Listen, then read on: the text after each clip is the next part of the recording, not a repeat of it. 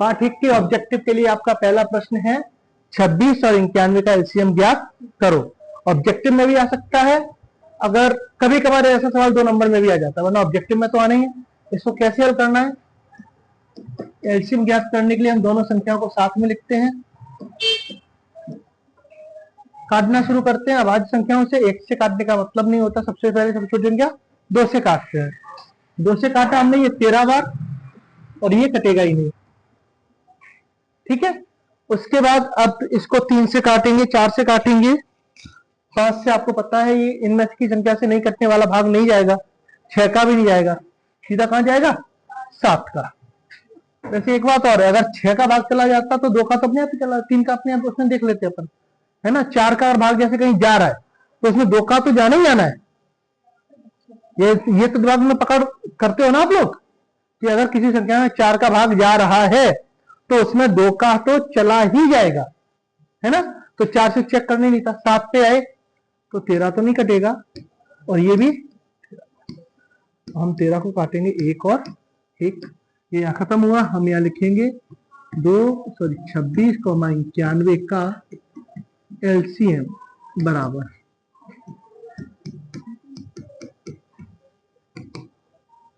तो इन तीनों गुणा करके लिखेंगे 2, 7 और 13 का उत्तर आ जाएगा 182। ये आपका एलसीएम ज्ञात करने का तरीका है। आपका नेक्स्ट क्वेश्चन है 12, 15 और 21 का एलसीएम और एचसीएफ ज्ञात कीजिए। दोनों चीजों को हम एक ही सवाल में सीख लेते हैं, ठीक है। पहले हम एलसीएम निकालेंगे। एलसीएम के लिए वही पुराना तरीका, 12, 21। सबसे पहले 2 से काटेंगे, जितने कट जाएंगे वो काट देंगे। 12 काटोगे 6 बार जाएगा, ये कटने नहीं है। अभी ये 6 फिर से 2 से कट जाएगा तो एक बार फिर काट देंगे। अब 2 से काटने लायक संख्या नहीं रही है। अब चूंकि 2 से कटने लायक कोई भी संख्या हमारे पास नहीं है तो हम 3 से काटेंगे, ये 1 बार कट जाएगी। 15 को काटेंगे, ये 5 बार और ये 7 बार। अब 3 के लिए भी नहीं है, 3 के बाद 5 पे जाएंगे, 1, 1 और 7, और ये 7 किससे कट जाएगा? 7 से 1 बार, ठीक है।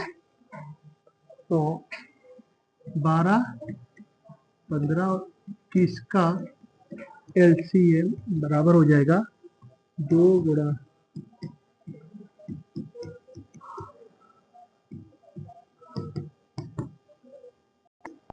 तो इन सबका जब आप गुणा करेंगे, 2 का गुणा 2 में, 3 में, 5 से 7 में, उत्तर हो जाएगा आपका 420।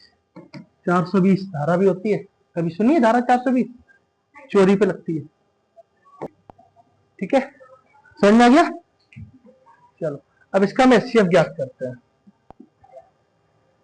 धोखाधड़ी, बेईमानी, चोरी सब में 420 लग जाती है। कोई धोखाधड़ी मत करना मेरे साथ। एचसीएफ ज्ञात करते हैं।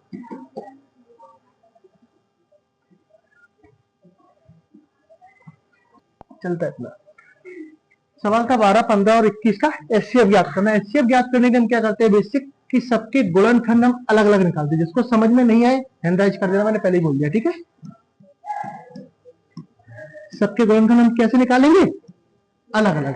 निकालने का वही तरीका जो एलसीएम का है। सबसे पहले हम इसको 2 से काटेंगे, फिर कुछ नहीं बचा, इसको 2 से कटेगा नहीं, 3 से काटेंगे 5 बार, और 5 को 1 बार, ये 3 को 7 बार और 7 को 1 बार, ठीक है। मैंने तब भी आपको बताया था, अभी फिर से बोल रहा हूं कि एक लेके चलना ज्यादा अच्छा है, नुकसान कुछ नहीं होने वाला है ना। छोड़ दोगे तो दिक्कत जरूर आएगी। कहां पे? जहां पे कोई कॉमन फैक्टर नहीं निकलेगा। 12 को लिखेंगे 2 गुणा 2 गुणा 3 गुणा 1। 15 को लिखेंगे 3 गुणा 5, और 21 को लिखेंगे 1। इन तीनों में कॉमन फैक्टर ढूंढेंगे, 3 तीनों में है और 1 भी है, तो 12, 15, 21 का एचसीएफ बराबर 3 गुणा 1 बराबर, ये आपका आंसर हो गया। नेक्स्ट सवाल है आपका 510, 92 का एचसीएफ ज्ञात करना है। तो फिर से एचसीएफ ज्ञात करने के लिए अलग अलग इनके गुणनखंड निकालेंगे। 510 और 92।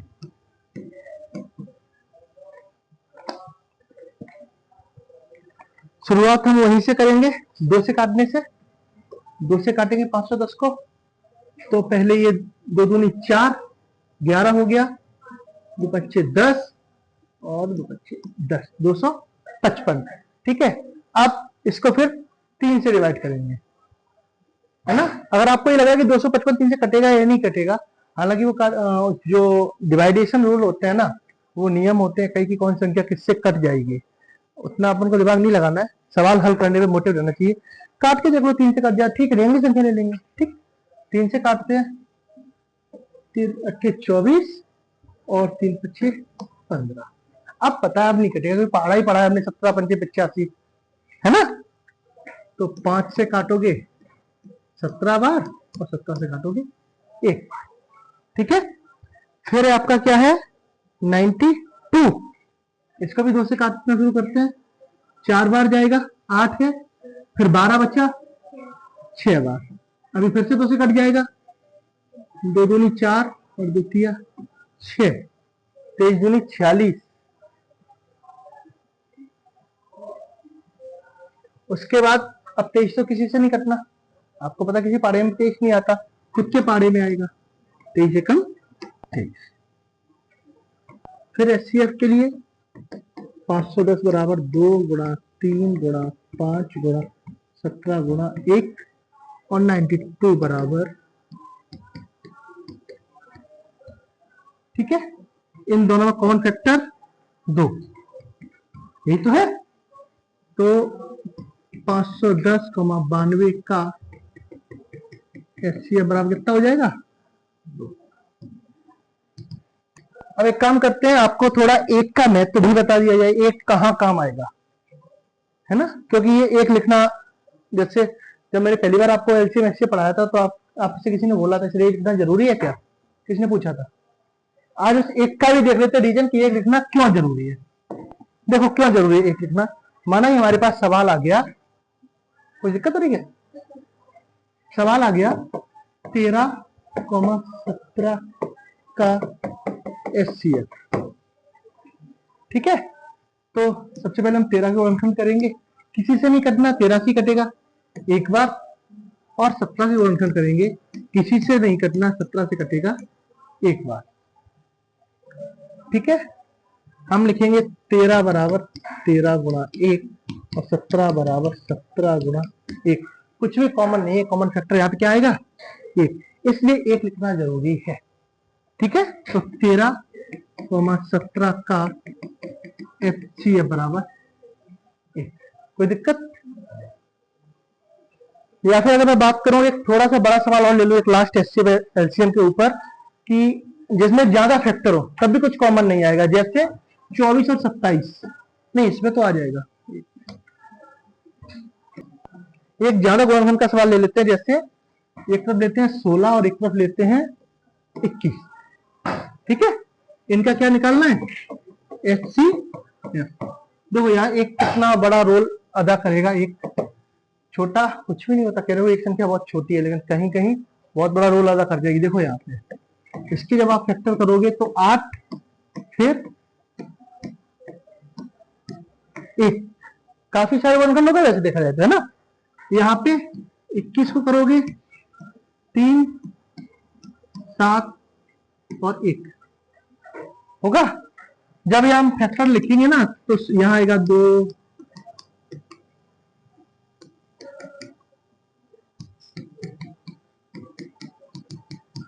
देखो फैक्टर कहने को कम से कम 3 तो है ही, फिर भी कुछ भी कॉमन नहीं है, तब भी कहाँ रोल आएगा 1 का, तब 16,21 का एचसीएफ बराबर 1। मैं भी मानता हूं एचसीएफ और एलसीएम में आपको दिक्कत नहीं आने वाली, क्लास में किसी दिक्कत है तो मैं दोबारा रिवाइज करूं, नहीं है, आगे चलते हैं। अब इसी एचसीएफ और एलसीएम के ऊपर आपका जो नेक्स्ट आता है वो आता है ये सूत्र, क्या कि एलसीएम इंटू एचसीएफ बराबर ए गुणा बी, या इसको ऐसे भी लिख सकते हैं एलसीएम कोष्टक में ए कॉमा बी, एचसीएफ कोष्टक ए कॉमा बी बराबर ए गुणा बी। ये कहना चाह रहा है कि संख्याएं ए और बी का एलसीएम, संख्या ए और बी का एचसीएफ और दोनों संख्याओं का गुणा। हिंदी में इसको बोलते हैं किसी भी संख्या का एलसीएम, किसी भी संख्या का एलसीएम और उसके एचसीएफ का गुणा उन दोनों संख्याओं के गुणनफल के बराबर होता है। एमपी बोर्ड में भी आपके 10वीं सवाल आता है, ज्यादातर मैंने देखा है ना। और मैंने एक ही सवाल आता हुआ देखा है 306 और 657 वाला है, बहुत बारी सवाल आता है, तो इसको डिस्कस कर लेते हैं। ये सवाल है, देखो किसी भी फॉर्म में आ जाए, मैं नहीं कहता ये भाषा में आएगा या कैसे आएगा, गणितीय रूप में आ जाएगा कि एचसीएफ 306, 657 बराबर 9 है, तब एलसीएम 306, 657 ज्ञात कीजिए।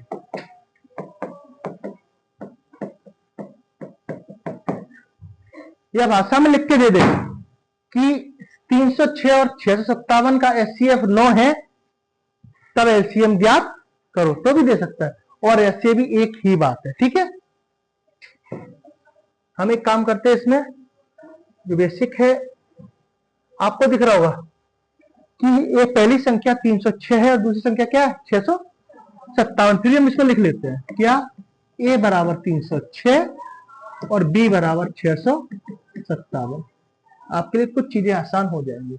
हम फॉर्मूला लिखेंगे, क्या है, एचसीएफ a, b गुणा एलसीएम a, b बराबर a गुणा b। ठीक है, हमें एलसीएम कितना, एचसीएफ कितना दिया था, 9 दिया हुआ है। एलसीएम a, b, इससे अच्छा a, b के बजाय आप लिख दो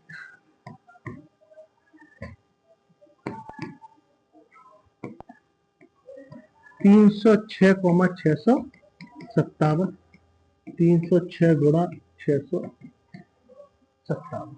कोई दिक्कत? इस 9 का हम क्या कर देंगे, भाग लगा देंगे, थोड़ा छोटा कर लेना, इस 9 का हम लगा देंगे भाग, तो एलसीएम 306, 657 बराबर आ जाएगा 306 गुणा 657 बट्टे 9। इसको काट देंगे, 306 में जब 9 का भाग लगाओगे तो 30 में पहले भाग देंगे 9 का, क्योंकि 3 में तो जाएगा नहीं, तो 3 बार 9 तिया 27, 30 में से 27 गया, बचेगा 3 और 6 और लेके हो जाएगा 36, 9 चौकू 36, ये हो जाएगा 34 गुणा 657। अब गुणा तो नहीं सिखाना है, बता देना, अगर गुणा सिखाना हो तो मैं आपको सिखा दूं, वरना मैं तो ये मानता हूं कि अब आप 34 गुणा 657 में करेंगे और इसका उत्तर आ जाएगा कुछ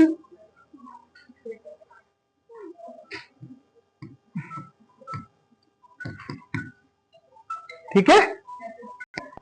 एक छोटी सी बाइट और दूंगा, और वो बाइट ये है कि सवाल आ जाता है कि इनमें से कौन परमेय है, कौन सी संख्या परमेय है और कौन सी संख्या अपरमेय है ना। कभी कभार ये सवाल आ जाता है, ओटी में आ जाता है, तो ज्यादा डीपली तो नहीं जाएंगे, मैं इसमें मोटा मोटा आपको कुछ चीजें बता रहा हूं कि आपके पैटर्न को देख के पढ़ाने को बहुत कुछ है।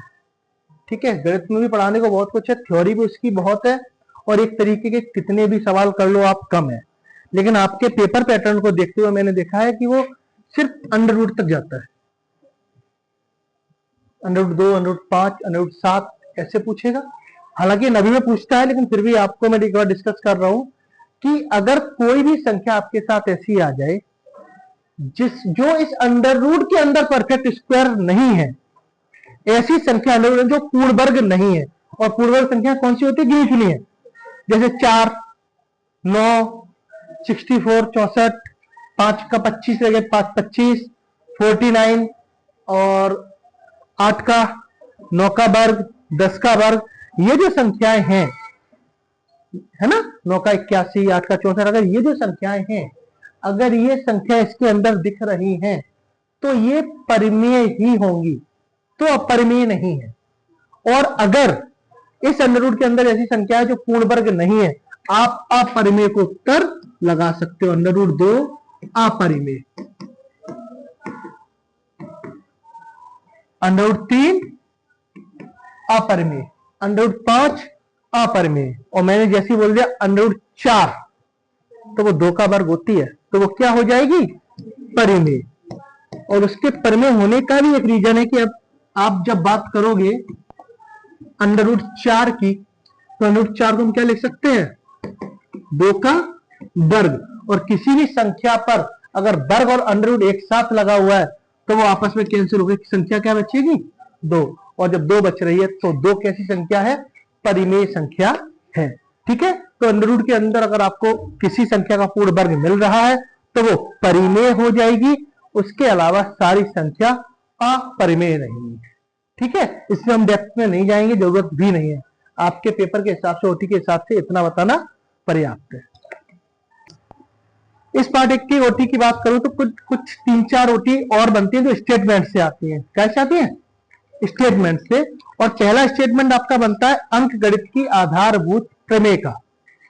अंक गणित की आधारभूत प्रमेय आप लोग याद कर लेगा अच्छे से, क्योंकि ये जो आपका प्रश्न नंबर 5 आता है पेपर में, जिसे बोलते हैं एक वाक्य में उत्तर लिखो, कभी कभी वहां दे देता है, और एग्जामिनर अगर थोड़ा सरल पेपर बनाना चाहता है तो कई बार 2 नंबर में भी डाल देता है अंक गणित की आधारभूत प्रमेय। नहीं भी आती है तो 1 नंबर में आ सकती है, आप लोग इसको याद करेंगे। मैं आपको बता देता हूँ गणित की आधारभूत प्रमेय क्या होती है, कि प्रत्येक भाज्य संख्या को अभाज्य संख्याओं के गुणनफल के रूप में व्यक्त किया जा सकता है, तथा यह गुणनखंड अभाज्य गुणनखंडों के आने वाले क्रम के बिना अद्वितीय होता है। ये कहना चाह रही है कि प्रत्येक संख्या को जब आप गुणनखंड निकालते हो तो आपको गुणनखंड प्राप्त होते हैं। जैसे भी एलसीएम एचसीएम में निकाल रहे थे, इनको अगर सिर्फ इनके क्रम को छोड़ दिया जाए तो ये अद्वितीय होते हैं। एक संख्या गुणनखंड अद्वितीय ही होता है अगर 4 का गुणनखंड 2 है तो 2 है। ठीक है, दूसरा आपकी बात आती है, एक स्टेटमेंट दूसरा ये भी है, मैंने कल एक पेपर में देखा था, ये आया हुआ है कि एक परिमेय संख्या और एक अपरिमेय संख्या का योग या अंतर, अगर मैं इसको यहां लिखना चाहूं कि एक परिमेय संख्या व एक अपरिमेय संख्या का योग व अंतर एक अपरिमेय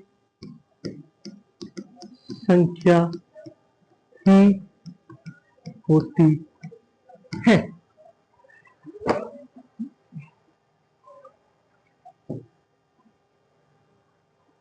यहां तक तो ठीक है। अब ये कैसे समझो कि अगर मैं बात करूं, मैंने बोला कि एक परिमेय संख्या हमने कौन सी ले ली, 2, ठीक है, और एक अपरिमेय संख्या हमने ले ली अंडर रूट 3। इसका मैंने योग किया 2 प्लस अंडर रूट 3, इसका मैंने अंतर किया तो 2 माइनस अंडर रूट 3। अब ये भी पूरी है, ये एक ही संख्या है ना, इस पे चर्चा हो चुकी है कि ये 2 प्लस अंडर रूट 3 एक संख्या है। और मैं आपको बता चुका हूं कि अंडर रूट के अंदर अगर कोई ऐसी संख्या जो पूर्ण वर्ग नहीं है वो अपरिमेय होती है, तो ये अपरिमेय है। इसके साथ बेशक ये जुड़ गई है परिमेय संख्या, लेकिन दोनों जुड़ने के बाद भी एक अपरिमेय संख्या ही रहेगी। आप लोग याद करना चाहे तो याद कर सकते हैं, अगर ऐसे याद रहे तो ज्यादा अच्छा है, वरना रिक्त स्थानों में आया हुआ है शायद 2024 में कि एक परिमेय संख्या और एक अपरिमेय संख्या का योग व अंतर एक अपरिमेय संख्या ही होती है। ठीक है, आज के लिए इतना काफी है।